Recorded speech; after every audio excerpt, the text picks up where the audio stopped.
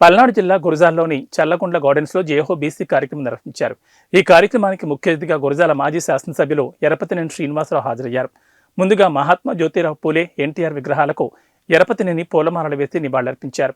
అనంతరం ఆయన మాట్లాడుతూ వైసీపీ ప్రభుత్వం అధికారంలోకి వచ్చిన తర్వాత బీసీలపై అనేక దాడులు జరిగాయని ఆరోపించారు.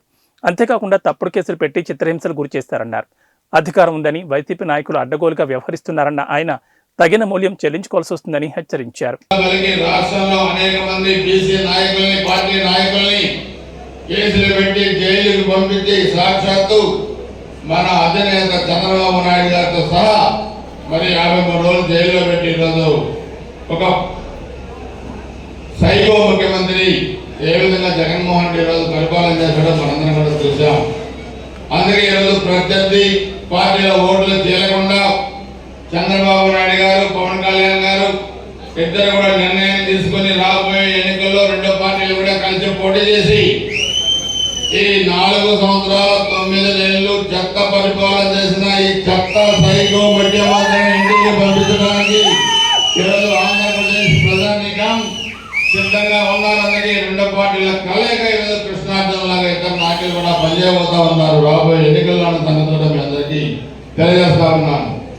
మీరు చూశారు, గురజాల నియోజకవర్గాన్ని అభివృద్ధి చేసింది మనం, అరాచకాలు చేసింది వైసీపీ పార్టీ. అందిన కాడికి దోచుకున్నారు. ఈరోజు గురజాల పట్టణంలో ప్రతి అభివృద్ధి కార్యక్రమం చేసింది మనమే చేశాం. ఆర్డీఓ ఆఫీస్ కట్టింది మనం, ప్రధాన రహదారులు వైండింగ్ చేసి సెంట్రల్ లైటింగ్ వేసింది మనం, హాస్పిటల్ కట్టింది మనం, రోడ్లు సిమెంట్ రోడ్లు వేసింది మనం, కరెంట్ ఇచ్చింది మనం, నీళ్లు ఇచ్చింది మనం, ఇల్లు ఇచ్చింది మనం.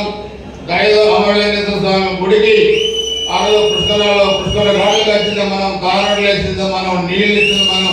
ఇస్తే నీళ్లు వచ్చిన తర్వాత తెలంగాణ మధ్యాహ్న పొందారు, పేకాడ కప్పులు పెట్టారు, గంజాయి అమ్మారు. మాడుగుల్లో చివరికి వాళ్ళ పార్టీ కార్యకర్తని రంగురాళ్ళ దోపిడీలో వాళ్ళని చంపేశారు.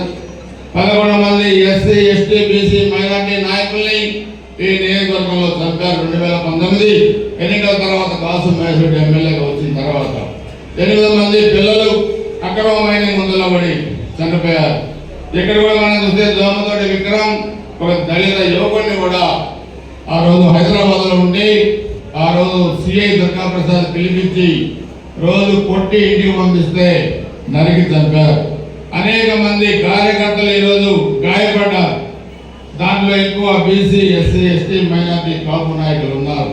2014-19 మధ్య మనం ఎమ్మెల్యేగా ఉన్నప్పుడు కానీ, తెలుగుదేశం పార్టీ అధికారంలో ఉన్నప్పుడు కానీ ఒక వైసీపీ కార్యకర్త కూడా చనిపోలేదు. ఎవరి ఆశతో మనం పోలేదు, ఎవరి ప్రాణాలతో మనం పోలేదు. అందుకే చంద్రబాబు నాయుడు గారు రాష్ట్రాన్ని అభివృద్ధి చేస్తారు అని అందరూ కూడా తెలియజేసుకుంటా ఉన్నాను. అందుకే ఒళ్ళు బలిసిన అహంకారంతో కోవిడ్కి ఇష్టాలంగా ప్రవర్తిస్తే ప్రజలు ఏ విధంగా బుద్ధి చెప్పబోతా ఉన్నారో 2 నెలల తర్వాత జరిగే ఎన్నికల్లో ఈరోజు మనందరం కూడా చూస్తా ఉన్నాం.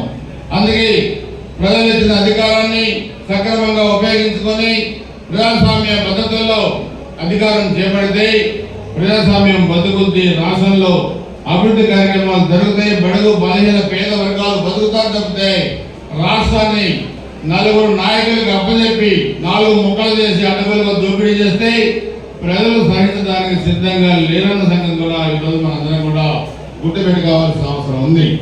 అందుకే ఈరోజు మీకు అధికారం ఉందని మా అధినేతని 53 రోజులు జైల్లో పెట్టారు మిస్టర్ జగన్మోహన్ రెడ్డి. మేము అధికారం వచ్చిన తర్వాత ఏ చంద్రబాబు నాయుడు గారిని ఏ జైల్లో ఏ గదిలో పెట్టావో నిన్న ఆ గదిలో పెట్టకపోతే తెలుగుదేశం పార్టీ తెలియజేస్తా ఉన్నాను. నిన్ను ఏ విధంగా ప్రకృతి ఇంటికి పంపించడానికి సిద్ధంగా ఉందో ఒకసారి గుర్తుపెట్టుకోవాల్సిన అవసరం ఉంది. ఈరోజు ఏ సమస్యలపైనా స్పందించే మరి గుణం ఈరోజు ముఖ్యమంత్రికి లేదు. మాజీ ప్రధాని పివి నరసింహారావు గారికి భారతరత్న బిరుదిస్తే దాని మీద స్పందించమంటే ఢిల్లీలో ఈరోజు మాట్లాడలేదు. అదే తెలంగాణ ముఖ్యమంత్రి రేవంత్ రెడ్డి గారు తెలంగాణకి గర్వకారణం అని చెప్పి ఆయన మాట్లాడితే ఈరోజు ఈ వ్యక్తి మాట్లాడే పరిస్థితి లేదు. రోసే గారు